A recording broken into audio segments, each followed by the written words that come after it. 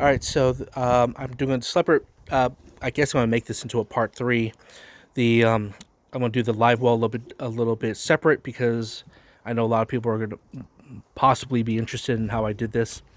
So I got a 14-gallon bait well from West Marine. So it kind of looks like that.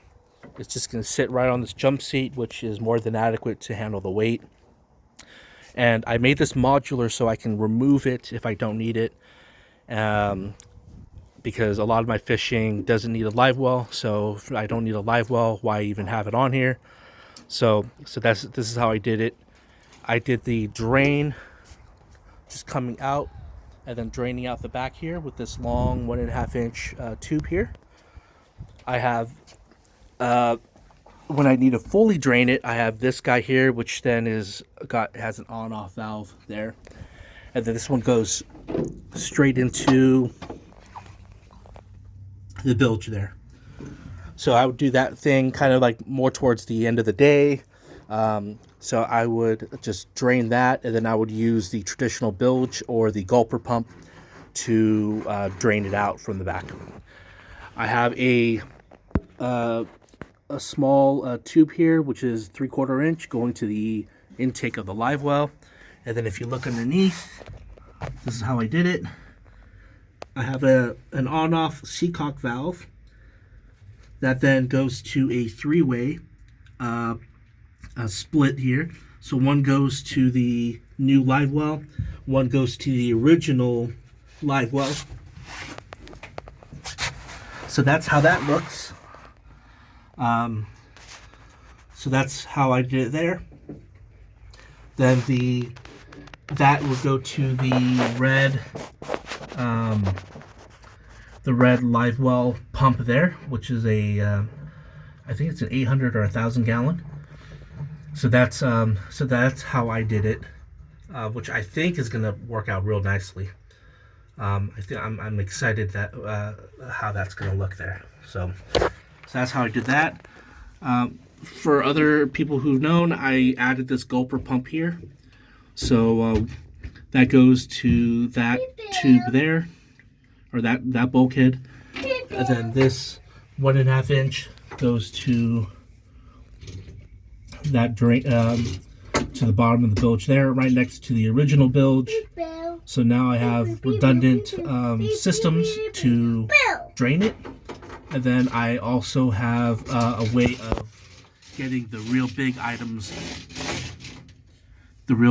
out, like scales, guts, blood, all that stuff which historically clogs that yellow pump there.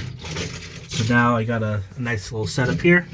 I tested it all out, everything looks good. So that's how I'm doing the drain here. That SPX live well pump has a separate outlet, so that can go to to my washdown. I don't need the actual live well pump for my washdown since it's its own pump. So that one there, the bottom one there, goes to my my washdown pump. So it's a nice little setup.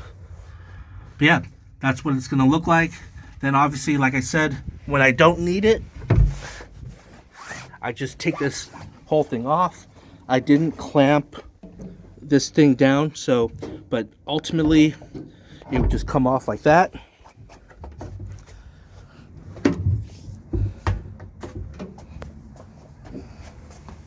So you can see here, that's how the setup's gonna look. I'm just gonna have to take that clamp off that seacock valve. So the gulper pump, I'm gonna put a switch right here next to the live well one, which is here. So that's what it's gonna look like. So gulper pump there, then the live well here, then obviously this has a timer thing. So yeah, so that's how I did the and then obviously when the live well is not in use, I could turn this off, which just would look like that. Very convenient. So that would be off position, and then that way the live well pump could still get turned on, and then fill this fish box for bleeding. So that's how I did it. If you have any questions, send me a message. I'll be more than happy to answer anything.